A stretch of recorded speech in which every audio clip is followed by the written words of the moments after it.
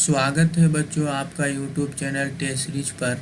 आज के इस क्लास में हम देखेंगे कक्षा 12 की 50 अंक हिंदी के काव्य खंड का चौथा अध्याय हिमालय का संदेश, जो कि दिनकर जी द्वारा रचना की गई है।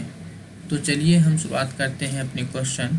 और शुरुआत करने से पहले यदि आप इस चैनल पे अभी तक सब्सक्राइब नहीं किए हैं तो सब्सक्राइब कर लीजिए और बेल आइकन को दबा दीजिए, ताकि जैसे ही कोई वीडियो अपलोड हो तो आपके पास नोटिफिकेशन सबसे पहले पहुंचे।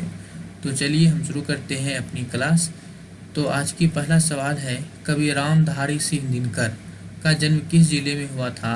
तो रामधारी सिंह दिनकर जी जो हैं ये हमारे बिहार के ही कवि हैं और बिहार के ये बेगूसराय जिले के हैं।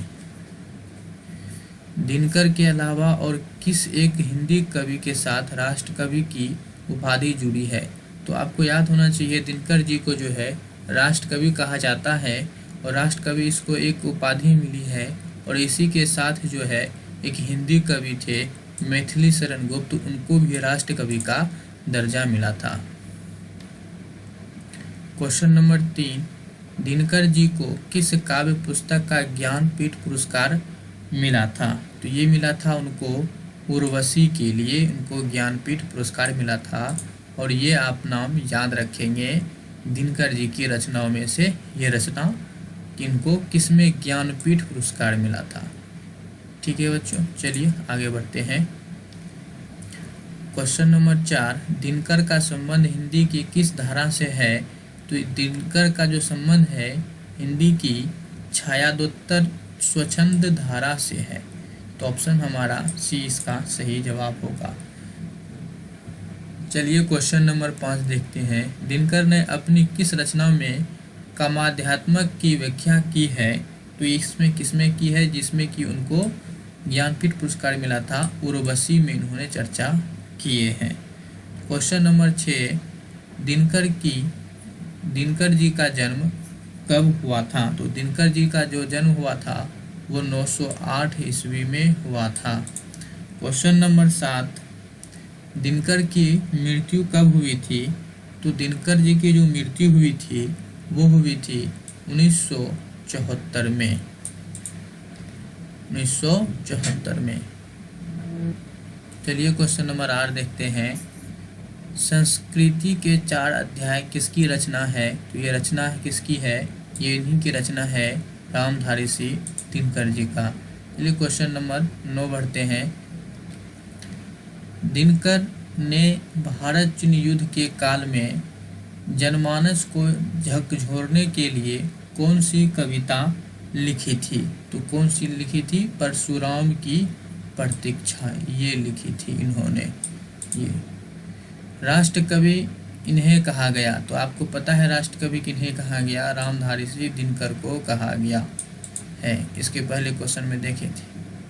क्वेश्चन नंबर 11, हिमालय के संदेश कविता में दिनकर ने भास्कर की तुलना किससे की? तो भास्कर की जो तुलना की है वो किससे की है? भारत से किए हैं। क्वेश्चन नंबर 12, प्रबंध काव्यों के रचनाकार के रूप में विशेष रूप से इन्हें याद किया जाता है।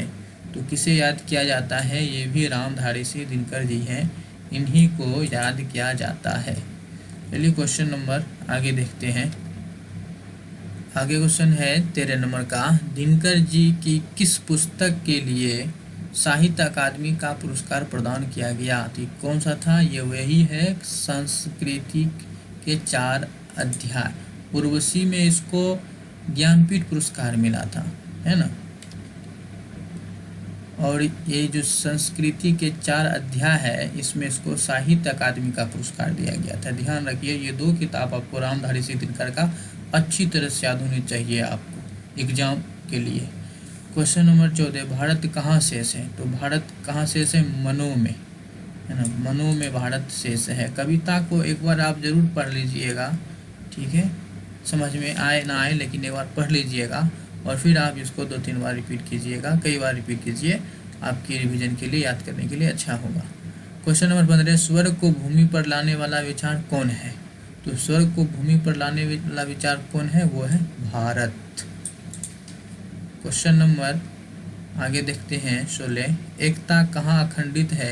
तो एकता जो है भारत में ही अखंडित है। एकता जो है कहाँ अखंडित है? भारत में अखंडित है। यहाँ सभी लोग जो है मिलजुल कर रहते हैं, इसलिए कहा जाता है भारत में ही एकता अखंडित है। Question number 17। भारत चीन युद्ध काल में भारतीय जनमानस को झकझोर देने वाली दिनकर की रचना कौन सी है? कौन सी रचना है? ये इसका आपका है परशुराम की परीक्षा। जब भारत चीन युद्ध हुआ था तो उसमें इन्होंने परशुराम की प्रतीक्षा की ये एक रचना लिखा था, जो कि क्वेश्चन नंबर 18। दिनकर ने अपनी किस शीर्षक कविता के माध्यम से एक राष्ट्र के रूप में भारत की चेतना एवं संवेदना से युक्त व्यक्तित्व से हमारा साक्षात्कार कराया है? वो किससे है? हिमालय के संदेश, जो कि यही अध्याय का नाम है। दिनकर के अनुसार विभिन्न विचारों की धाराओं को समाधान किस संगम स्थल में मिला है?